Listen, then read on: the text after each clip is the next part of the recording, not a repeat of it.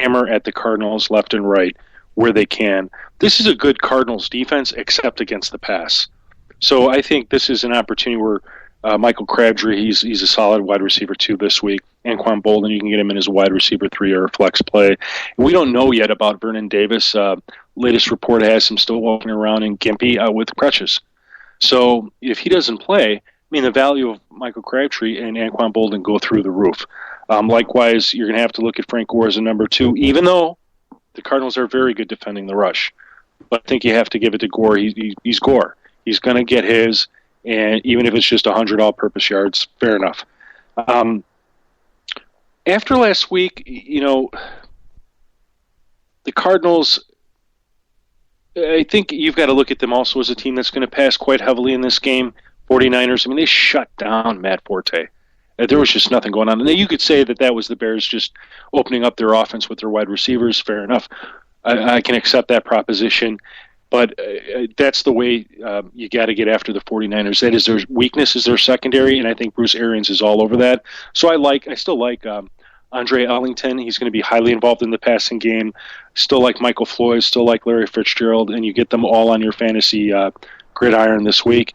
But it's going to be a 49ers win. The Denver Broncos traveled to the Seattle Seahawks. Haven't we seen this before, kids? Remember they played a game called the Super Bowl? Yeah, and remember Seattle just absolutely destroyed Denver.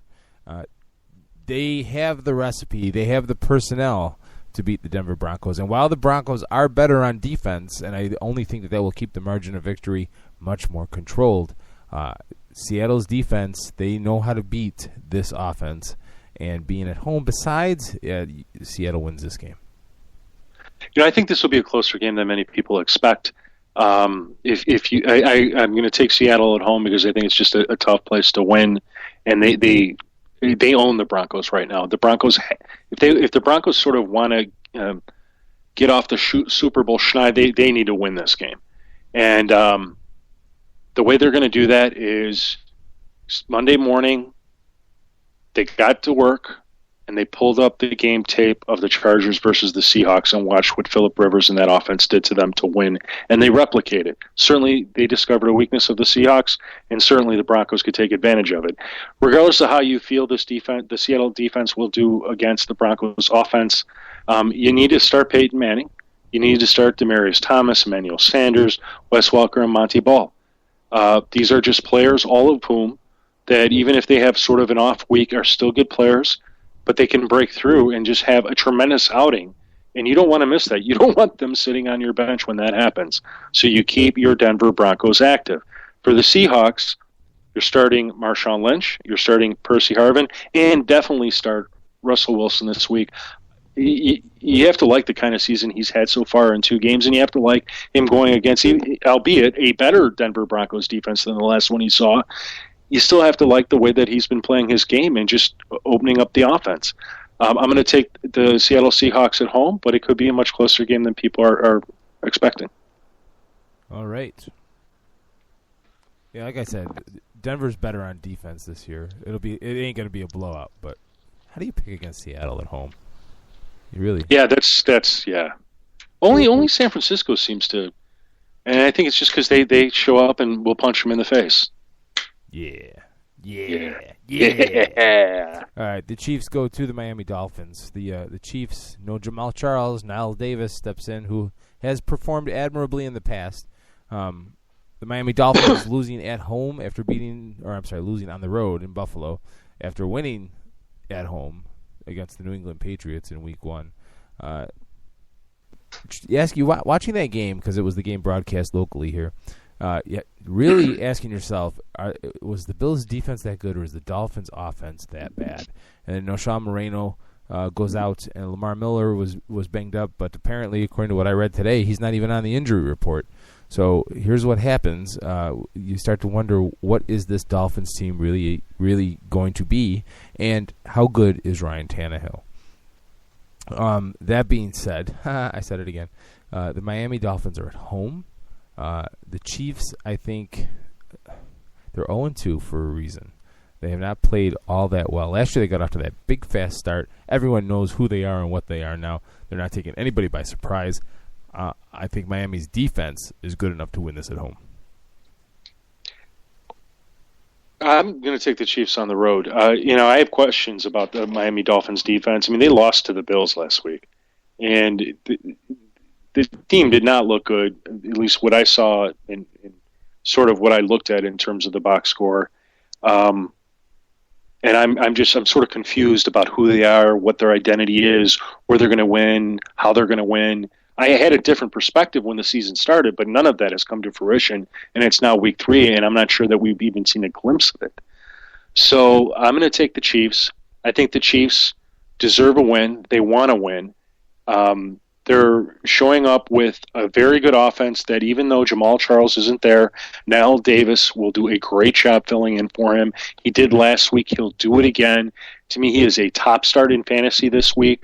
Don't you dare bench him for any reason whatsoever. And I would even consider the Chiefs' defense as a potential start, but a very low start.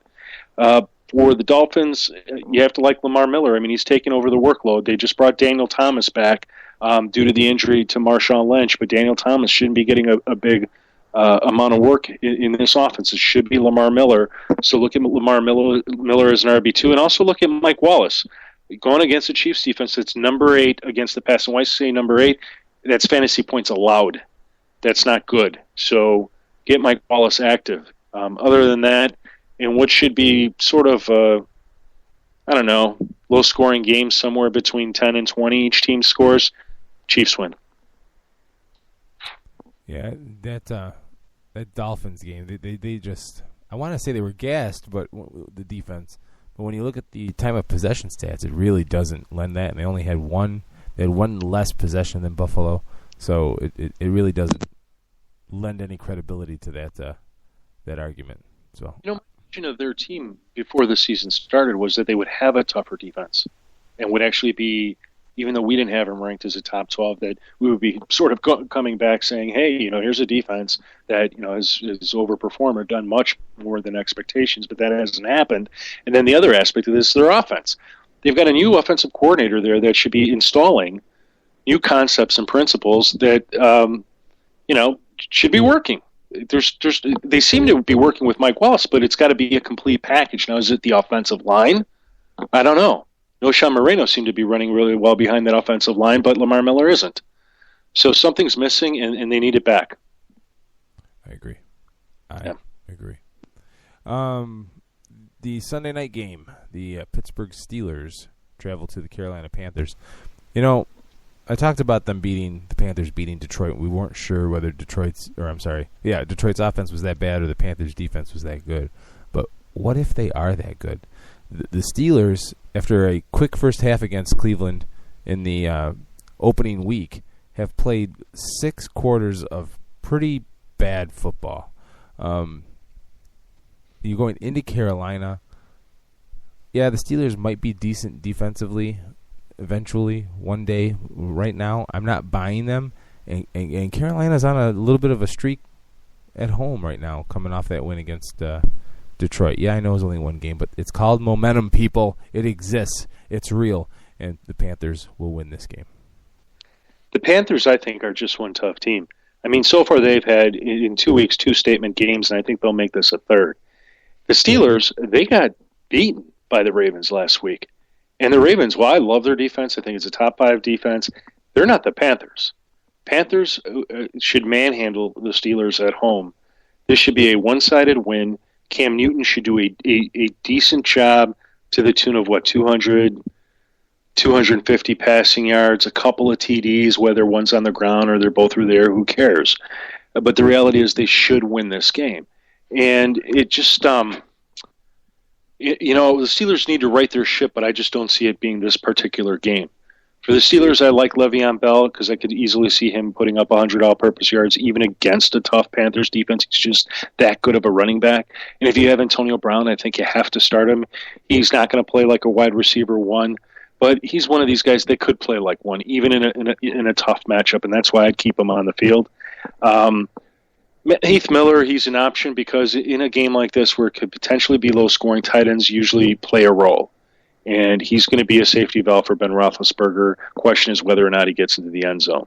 For the Panthers, I like Cam Newton as a low QB1. There's nothing about the Steelers defense that puts the fear, as you like to say, it's not your father's Steelers defense. So there's nothing about the defense that would indicate otherwise. Plus, go ahead and take a look at Kelvin Benjamin as a wide receiver 3. And as usual, you start Greg Olsen each and every week. He's the main receiving weapon for the Panthers right now. And if you need a flex, you can look at D'Angelo Williams. The Steelers' rush defense isn't that good. Panthers win. All right. And the final week. Oh, yep. We're making good time here. So the final game of the week, Monday night, the Chicago Bears travel to the New York Jets. The Jets choked one away against Green Bay at home. They had a nice big lead and couldn't hold on to it. The Bears, just a flip-flop, they got down big early on the road in San Francisco and then came back with one of the better efficient performances by Jay Cutler's Bears in a long, long time. The numbers weren't stellar, but if you look at what they did, and again, a lot of it was the Bears' defense creating turnovers, getting the ball back, keeping San Francisco from gaining any kind of traction, but you still have to take credit for it or take advantage of it. You still have to execute. And the Bears scored touchdowns on 4 straight possessions. And that is not a trait against a pretty decent San Francisco defense usually. They managed to do it. And so you tip your cap. But now all of the, like I said Monday night, all the rainbows and unicorns go away if they go into New York or New Jersey and can't win this game. That being said, what do you expect from the Jets? Well, Geno Smith is Geno Smith. He's not going to light the world on fire. He's completing 65% of his passes, yay, but only for 397 yards in 2 games. 2 TDs, 2 picks. Cutler, 68.7%, 525 yards, 6 touchdowns with those 2 picks. And yes, he's still going to choke on that one he threw to the fattest guy on the field in Week 1 against Buffalo. Matt Forte had real big troubles running the ball. And I don't know how much was that due to the absence of left guard Matt Slauson, and Michael Ola was subbing in for him, and I am not a big fan of Michael Ola at all. There's some real question marks here. But I think the Bears are going to go in there and get the job done, just because I don't think the Jets have a good enough offense to hold off to keep up. I think the Bears are going to put up some points, and I don't think the Jets can keep up. So I'm going to pick the Bears on the road. And I will too. If the other night that game was an indicator of anything, it's the fact that the Bears can play against a really good defense and beat them in the passing game. We've got great receivers, big bodied, whether it be the wide receivers, the tight end, doesn't matter. And after you see that game, you can't help but look at it and say, what defense is going to stop this? I mean, if they come out and do the exact same thing, they should win this game, and there's no reason that they shouldn't. So this week, I actually like Jay Cutler. He's a top 12 start. He's a QB1 on the lower side, but he's a top 12 start. You can get him in there. And I like all the playmakers, including Matt Forte. It's still a tough matchup for Matt Forte. This is still a good Jets defense against the run. So that's potentially a problem for him, but you just can't miss out on it. And then you start Brandon Marshall, of course, Alshon Jeffrey, and Martellus Bennett, and I'm hoping Alshon Jeffrey gets to contribute big this week because he's just due. For the Jets, if Eric Decker's healthy, I like him in this. I think he's the best wide receiver they have. If he's not, Jeremy Curley. He's going to be a seriously good option this week against the Bears, and in fact, he would have had much better numbers last week if they counted the touchdown that he caught that was called back due to a penalty. So you can look at that if for some reason Eric Decker ends up missing. Treat Chris Johnson and Chris Ivory like flexes. Geno Smith makes for a good play in 2 quarterback leagues. The defenses are both sort of borderline, even though if the Bears can pull out another fearless showing like they did last week, I'm all on board the Bears defense. But let's take the Bears on the road. They should win this. They're the better team. All right, folks, there you have it. All of your Week 3 fantasy football advice that we could cram into 60 minutes, and we did it on time. What can I say? For Jim Saranteas from thefantasygreek.com, follow him on Twitter at thefantasygreek. I'm Keith Grieve from 87sportsfans.com. We'll see you all next week, and may the odds be forever in your favor.